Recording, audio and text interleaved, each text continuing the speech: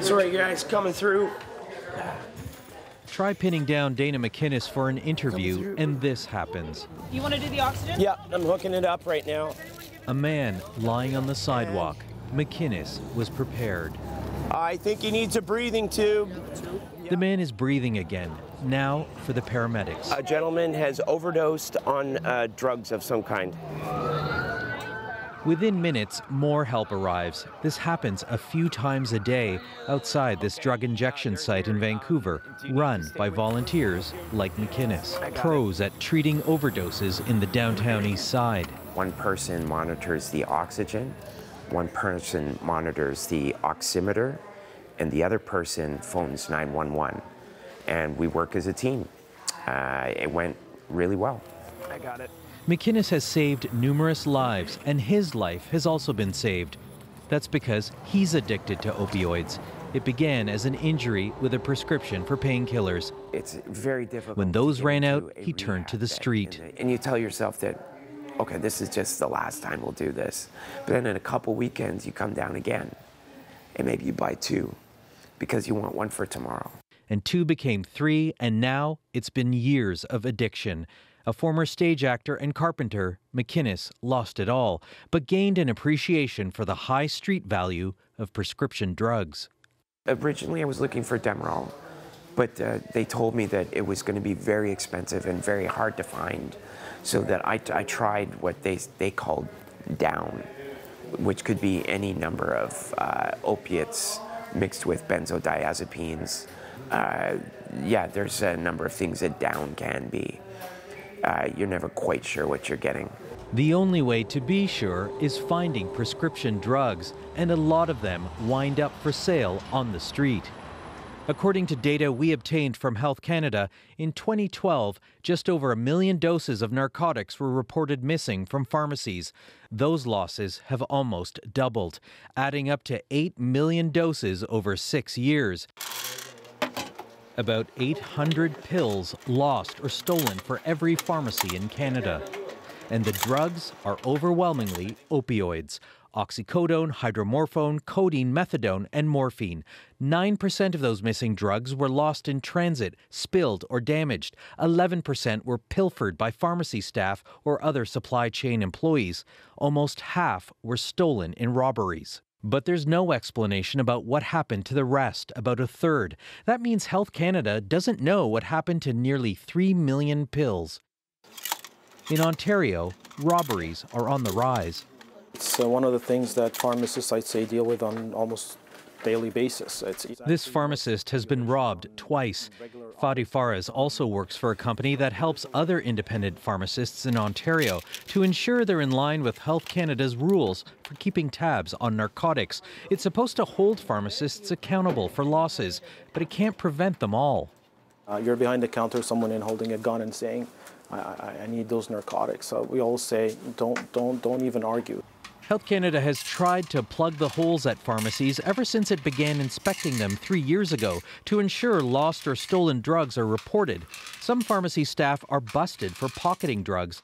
There is a lot of regulation. Faraz says internal thefts are hard to get away with. It's not really a common thing for a pharmacist to start going to the shelf and grabbing pills. It doesn't work this way.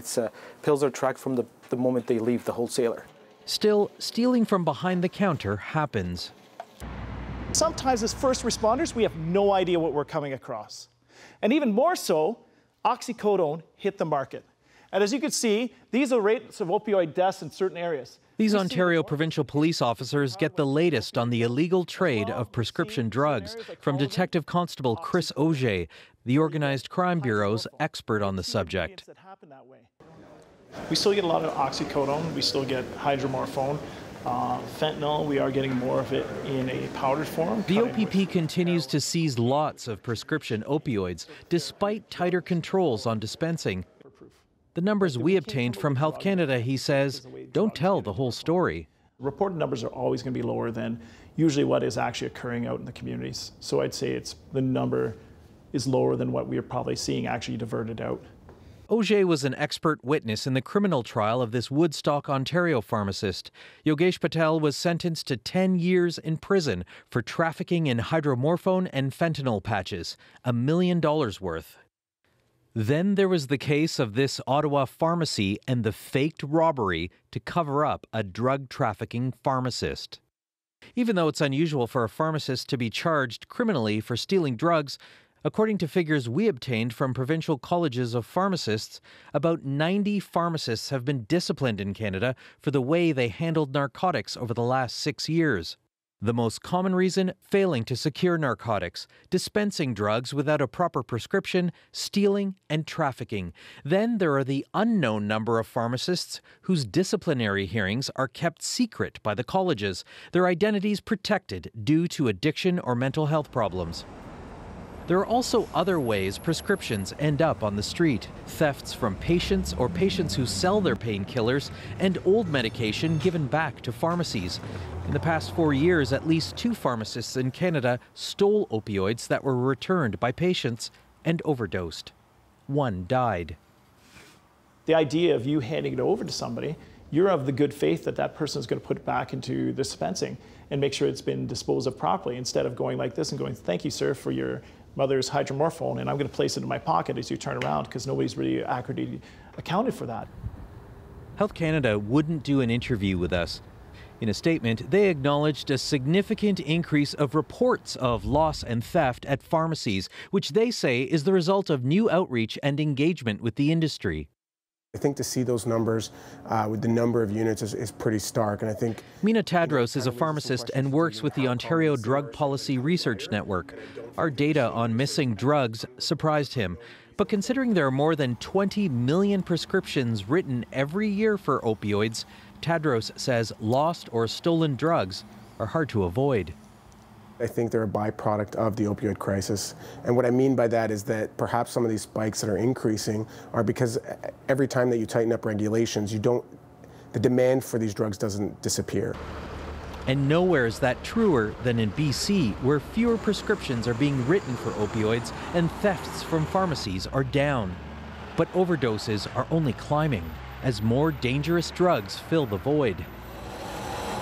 Keeping Dana McInnes busy. Yeah, sorry, I gotta come up front. Vic Adopia, CBC News, Vancouver. Narcotics go missing from pharmacies at different rates in different provinces. In Quebec, for every 10 people, 2 doses of opioids were lost. And for every 10 British Columbians, it was 3 doses. But in Newfoundland and Labrador, 8 doses were lost for every 10 people there. That's the highest rate in the country. It's also one of the only provinces where opioid prescriptions increased over the last 5 years.